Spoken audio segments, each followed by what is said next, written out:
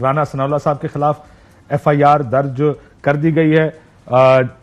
مقدمات KP میں بھی جو بیان بازی ہوئی اس کے اوپر مقدمات کیے گئے. لیکن مسئلہ یہ ہے کہ آج ہم کھڑے کہاں ہیں؟ آج ایک ماضی میں کہا جاتا تھا کہ عمران خان ایک فیشسٹ ہے، وہ اپنے مخالفین کو ختم کرنا چاہتے ہیں، وہ چاہتے ہیں سارے اندر ہوں. اور اب اس حکومت کا ایک مخالف ہے اور یہ بھرپور کوشش اور بیان آ رہے ہیں کہ اس کو یا تو توہین عدالت میں نائل کیا جائے یا کسی اور کیس میں نائل کیا جائے. اگر اجازت میں باہر سے شروع کرتا ہوں پھر بھٹی صاحب کی طرف سے آتا ہوں. مظہر صاحب،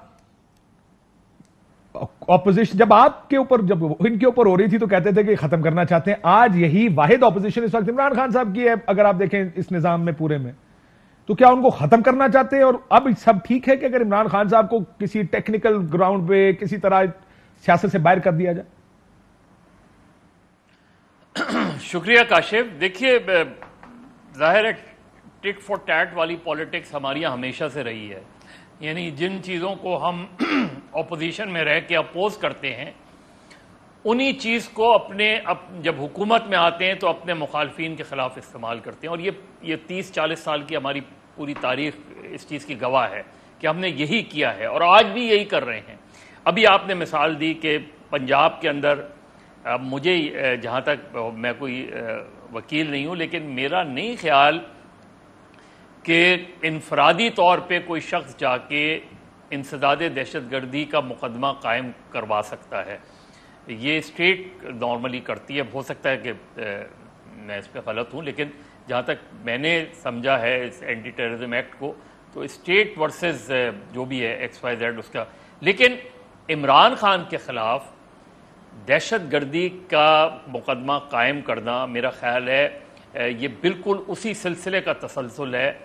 میں نے ابھی اپنے رپورٹ کارڈ میں بھی یہی کہا تھا کہ صرف سندھ کے اندر میں ہزاروں کیسز دکھا سکتا ہوں کہ اینٹی ٹیررزم ایکٹ میں پولیٹیکل ورکر اور پولیٹیکلی موٹیویٹڈ کیس ہیں.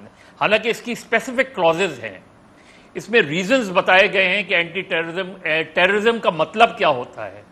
سر میں آصف کوسا صاحب نے ایک ججمنٹ بھی لکھی تھی کہ ہر کیس کے اوپر آپ اینٹی ٹیررزم ایکٹ یا ATA نہیں لگا سکتے. بالکل. لیکن یہاں لگایا کیوں گیا ہے؟ ایک سر آپ کو نظر آ رہا ہے کہ عمران خان کو نکالنا ہے پالیٹکس سے دس وے اور دیٹ وے، چاہے توہین عدالت میں جائیں، چاہے ATA میں جائیں، چاہے کسی اور کیس میں جائیں، پیسہ خانہ ہو دوسرا ہو. میں کاشف اس سے زیادہ بات کرتا ہوں. کیا آپ عمران خان کو سیاست سے نکال سکتے ہیں؟ کیا اس سے پہلے جن سیاستدانوں کے خلاف آپ نے ایسے مقدمات قائم کیے کیا وہ سیاست سے نکل گئے؟ تاریخ یہ بتاتی ہے کہ جب بھی آپ نے اس قسم کے مقدمات قائم کیے ہیں وہ سیاست میں زیادہ پاپولر ہوئے ہیں. دیکھیے 5 جولائی 77 کو کے دن، اس سے ایک دن پہلے ذوالفقار علی بھٹو کی پاپولیرٹی بالکل نیچے چلی گئی تھی. جو الیکشن دھاندلیہ موومنٹ، جس دن مارشاء اللہ لگا اور 90 روز کے الیکشن کا اناؤنسمنٹ ہوا تو الیکشن پوسٹ پون ہی اسی وجہ سے کیے گئے کہ بھٹو الیکشن جیت جائے گا. عمران خان 7 مارچ 2022 کا اگر آپ اٹھا کے دیکھیں اور اس سے پہلے کچھ 1-1.5 مہینے کا سروے اٹھا کے دیکھیں تو پاپولیرٹی نیچے آ رہی تھی. آپ نے عدم اعتماد کی تحریک لے کر آئے، آپ نے عمران خان کو باہر کیا. عمران خان جہاں ہر ضمنی الیکشن ہار رہا تھا وہ اب ہر ضمنی الیکشن جیت رہا ہے. تو میرا خیال ہے جو لوگ ہیں وہ اگر ان چیزوں سے سبق نہیں سیکھتے، جن سے میرا جیسے لے مین جو ہے جس کے سامنے یہ چیزیں تاریخ کا حصہ رہی ہیں، اور میں دیکھتا رہا ہوں کہ پاپولر لوگوں کی پاپولیرٹی میں کب اضافہ ہوتا ہے اور کب وہ نیچے جاتی ہے.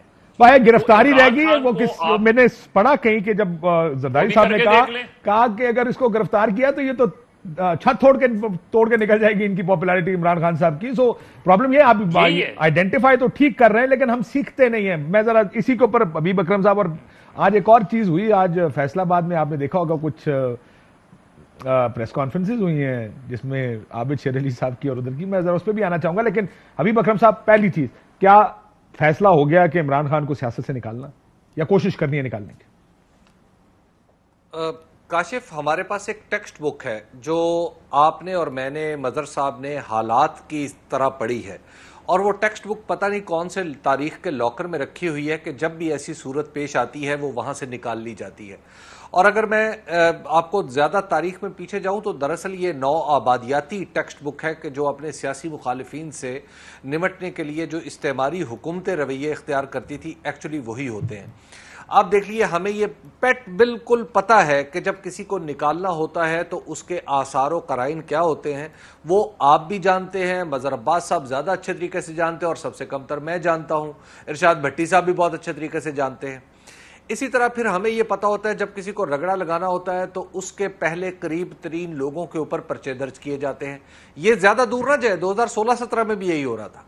اس کے بعد پھر ہمیں یہ پتہ ہوتا ہے کہ اب اس کے اوپر اسپیسیفک الزام لگائے جائیں گے جو اس کے گھر کی خواتین سے متعلق ہوں گے. اس کے بعد پھر ہمیں پتہ چلتا ہے کہ اب اس کے اوپر ایک معمولی سا پرچہ درج کر کے اس کو گرفتار کر کے ایک لٹمس ٹیسٹ کیا جائے گا.